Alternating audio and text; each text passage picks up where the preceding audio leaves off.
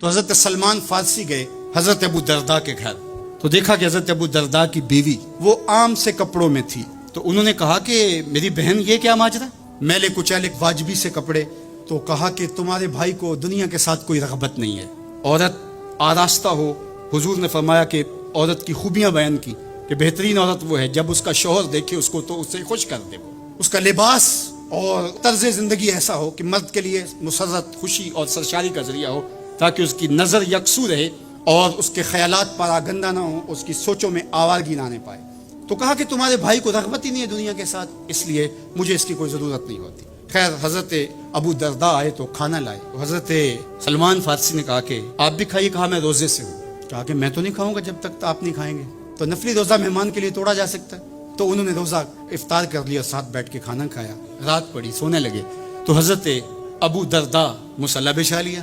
حضرت سلمان فارسی نے کہا کہ جناب آپ کو میرے ساتھ سونا پڑے گا. اللہ اکبر. یار وہ صوفی حضور کی تربیت کے پالے ہوئے تھے. آج تو پھر فتویٰ متوجہ ہو جاتا نا، اس نے مجھے نماز سے روکا ہے، یہ دارا اسلام سے خارج ہے. تو آپ نے کہا ٹھیک ہے، مہمان ہو، مہمان نوازی کا یہ بھی ایک ڈش ہے نا، چلو میں سو جاتا ہوں. سحری ہوئی تو سلمان فارسی اٹھے، ان کو اٹھایا، بیدار کیا، تہجد پڑھی دونوں نے.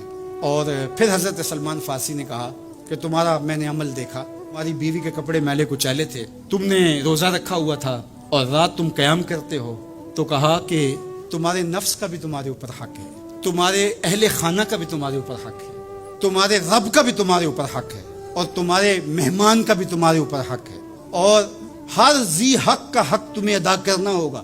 اور یہ بات چھڑی اور پھر دونوں چلتے ہوئے حضور کے پاس آ گئے. کیسے وہ لمحے تھے. آج تو کوئی مسئلہ ہو تو کوئی ملتا ہی نہیں ہے، درد ہو تو سنائیں کس کو، زخم ہو تو دکھائیں کس کو، کہانی ہو تو کہیں کس سے، دکھڑے ہوں کس کی دہلیز پہ رکھیں، کس کے کندھے پہ سر رکھ کے روئیں، کوئی رہا ہی نہیں ہے.